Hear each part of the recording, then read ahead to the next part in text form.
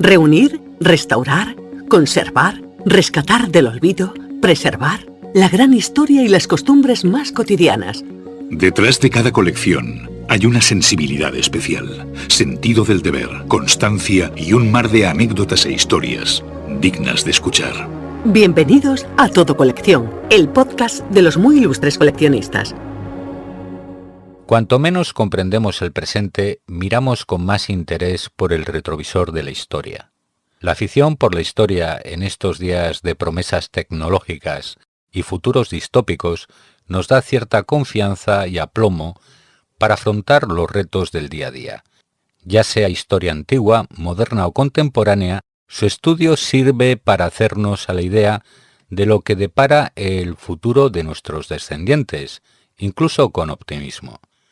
Conocer el pasado y ver las consecuencias de las decisiones afortunadas y el dolor ocasionado por los incompetentes es interesante. La historia explica nuestra propia identidad y peculiaridades. La lectura de manuales históricos o novelas históricas detallan los efectos de sucesos extraordinarios que a largo plazo quedan en la memoria. Y eso que a medida que avanzan los siglos, con sus toneladas de documentos, testimonios y vestigios, el análisis de la historia se ralentiza. Surge la división de opiniones y perspectivas diferentes, mientras los acontecimientos que vivimos se precipitan con una velocidad endiablada. ¿Cómo funciona la sociedad en el territorio? ¿Cómo se desarrollan las ciencias, las artes y las humanidades? El porqué de las costumbres y las tradiciones. El papel de los personajes relevantes.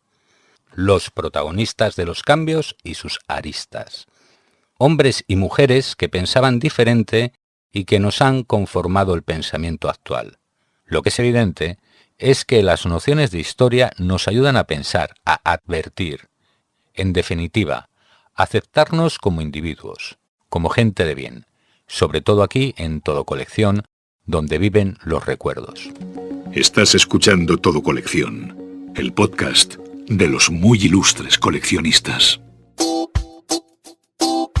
En el episodio 58, en numeral 58 del podcast del coleccionista, nos acompaña Juan Eslava Galán, el muy leído, premiado y más querido escritor de Arjona, provincia de Jaén.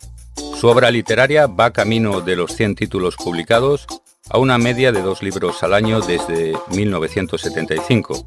Asuntos históricos, ensayos, guías de viaje, artículos, conferencias y tramas novelescas que nos dejan siempre con una sonrisa escéptica. ¿Cómo está, don Juan? ¿Qué tal? Pues muy bien, teniendo en cuenta que todos estamos regular con la pandemia. Es cierto. A su vocación de lector, novelista e historiador hay que añadir la de regular coleccionista. Sí, efectivamente. Yo además que pertenezco a una generación que era muy coleccionista.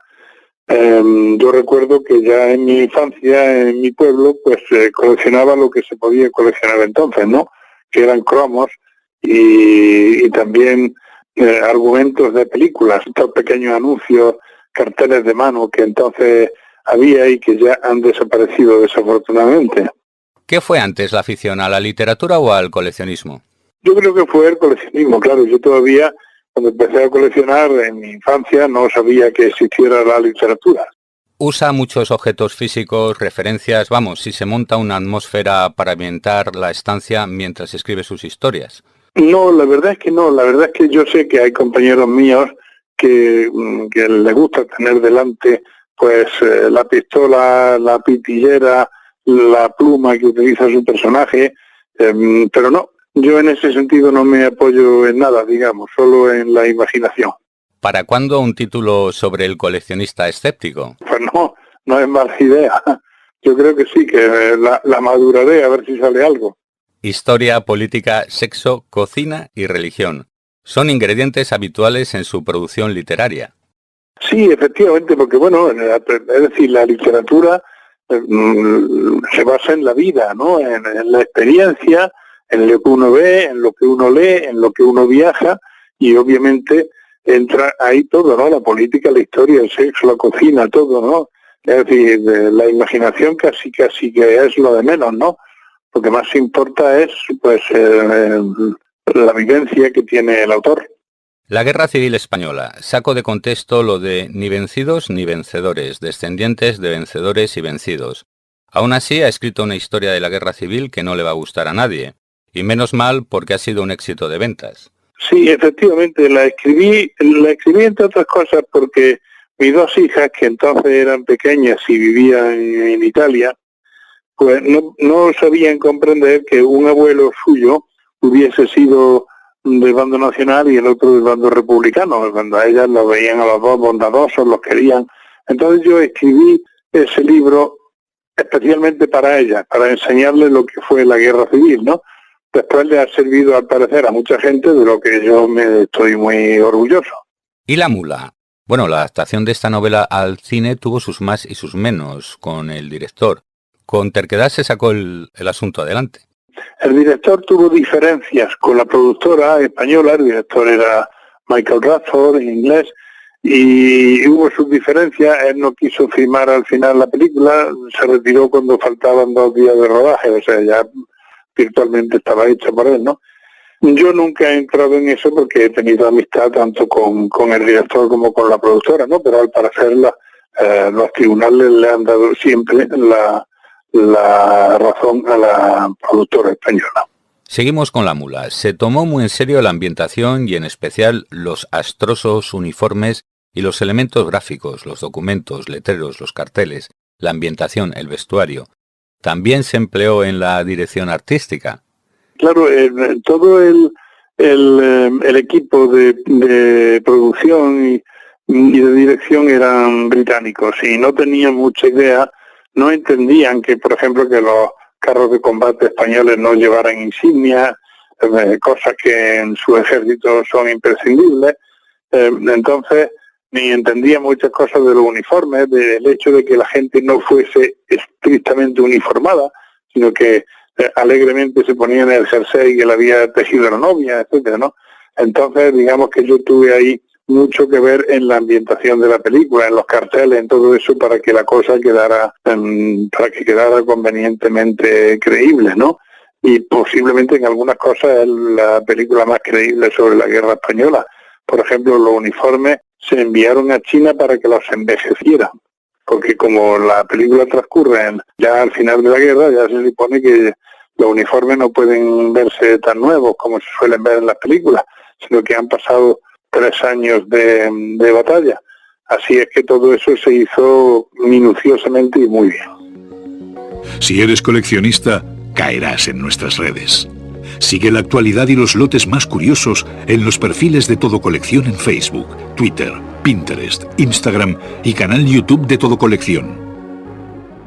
Tarjetas de racionamiento, detente bala, fotografías, el género epistolar en esquelitas, postales y cartas, sellos, monedas, billetes que se imprimieron a 2 bandos, y también platos de guerra. Fórmulas prácticas y sencillas acomodadas a las actuales circunstancias para el aderezo. Estos son los títulos de Un cocinero en retaguardia, de José Guardiola Ortiz.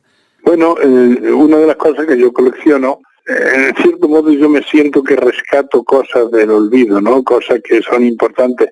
Todo esto, sellos, monedas, recuerdos de la guerra o de fuera de la guerra, de recuerdos antiguos, yo intento rescatarlos. Yo soy muy aficionado a los mercadillos y a las antigüedades, e intento rescatar esas cosas que parece que no tienen importancia, fotos añejas, etcétera. Todo eso yo lo rescato con mucho mimo. Sabe que el coleccionismo de militaria, los sables, las dagas, las armas de fuego, pasan por un momento delicado. Y aquí una anécdota del podcast número 18 de Todo Colección, donde Rubén Martínez, de Barcelona Antique, nos comentaba el auge del coleccionismo de guerra civil, la de 1936, sin contar con las anteriores. El caso es que en este coleccionismo los afines de un bando coleccionan las cosas del de enfrente. ¿Cómo se explica? Sí, a mí me parece eso una gran curiosidad, ¿no? Es interesante que le interese más lo del contrario que lo del propio. Yo en ese sentido no tengo bando. Yo, una también de mis aficiones es visitar campos de batalla y además de coleccionar fotografías que voy haciendo y que a veces me sirven para los libros, si encuentro el casquillo de una bala o tal, pues lo recojo también, y tengo una colección de cachivaches de ese tipo, sin ser una colección seria ni digamos una colección muy valiosa quizá lo sea para mí, ¿no? Por ejemplo, yo no colecciono sables, ni armas, ni colecciono esos pequeños detalles, ¿no? Que puede ser, por ejemplo, una de las piezas que yo más aprecio es un trozo de metralla de obús que tiene la forma redondeada del obús, en el que hicieron un encendedor, un mechero, para entendernos, ¿no? Bueno, pues eso lo encontré en un mercadillo y lo tengo como oro en paño, porque me parece que es un buen recuerdo de aquella contienda. Artesanía de trinchera. ¿Le sorprende que aparezcan tantas publicaciones, libros, carteles, banderas, insignias, escondidos bajo tejas, en tabiques, se hace una reforma y de repente ahí aparece, vamos, todo un alijo, incluso en las zonas rurales? No me sorprende. Incluso yo tengo un ejemplo en mi propia vida. Un lector mío encontró debajo, cuando demolieron una casa vieja en Úbeda, provincia de Jaén, encontraron en lo que hay debajo del tejado, que es un espacio desaprovechado, digámoslo así, ahí encontraron 2 placas de escuela republicana, una de niños y niñas y otra mixta, con el escudo republicano, etcétera. Estaban envueltas en periódico cuidadosamente, se habían conservado perfectamente.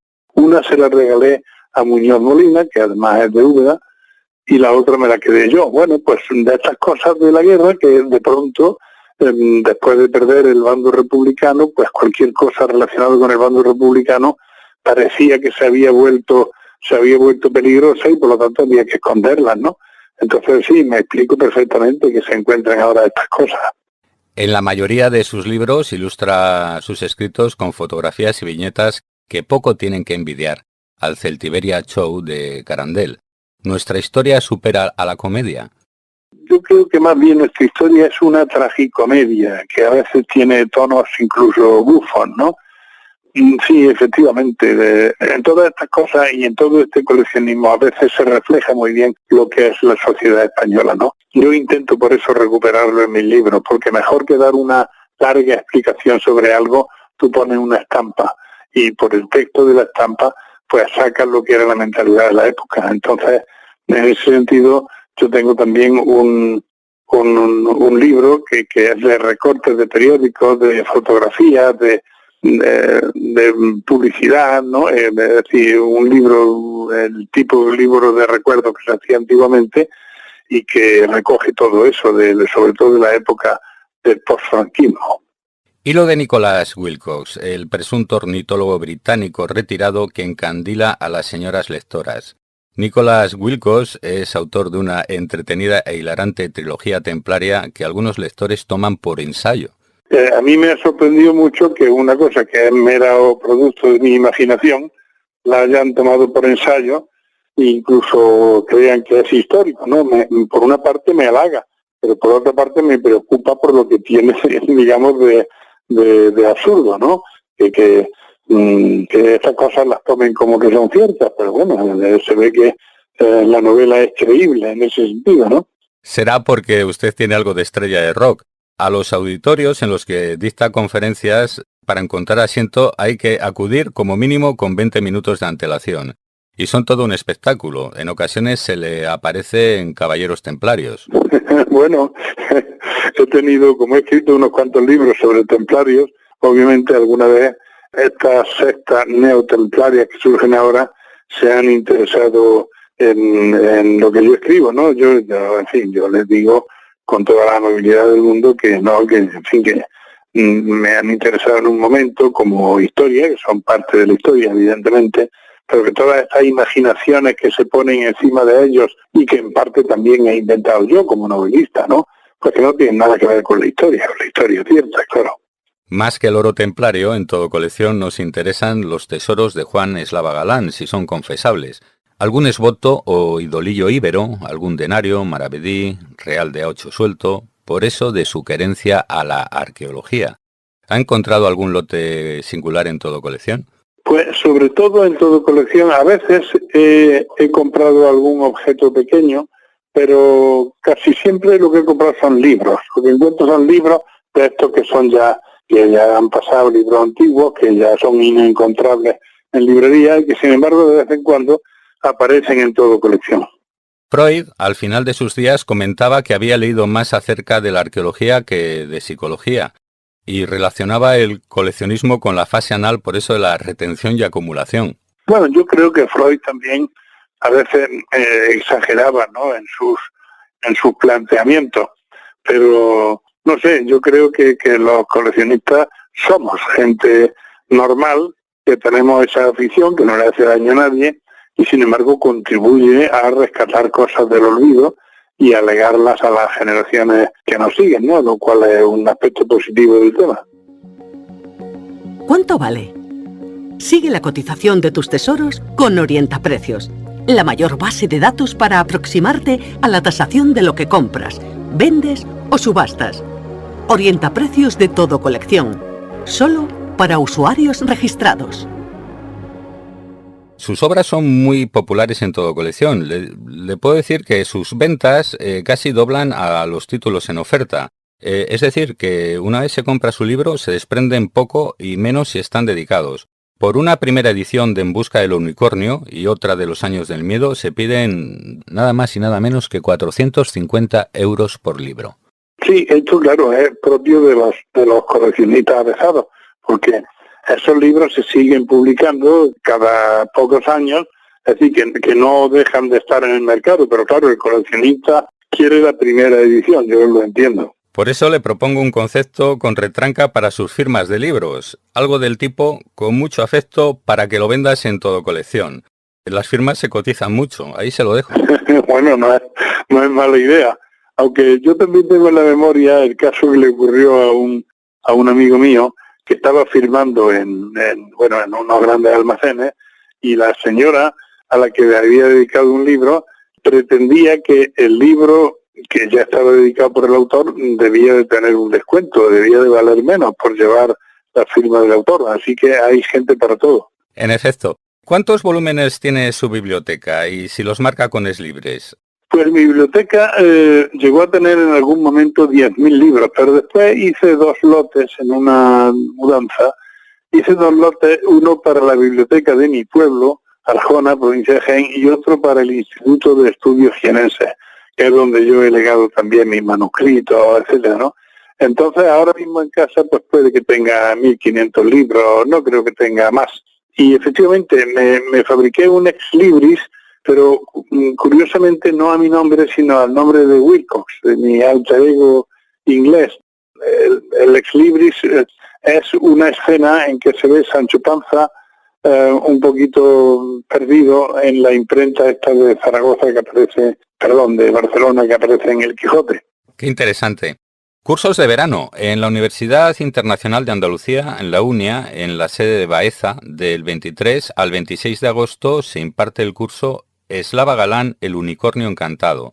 Novelas, ensayos, la historia, los viajes, literatura, antropología y artículos. En resumen, un reconocimiento al padre de la novela histórica, o mejor, el ensayo novelado contemporáneo.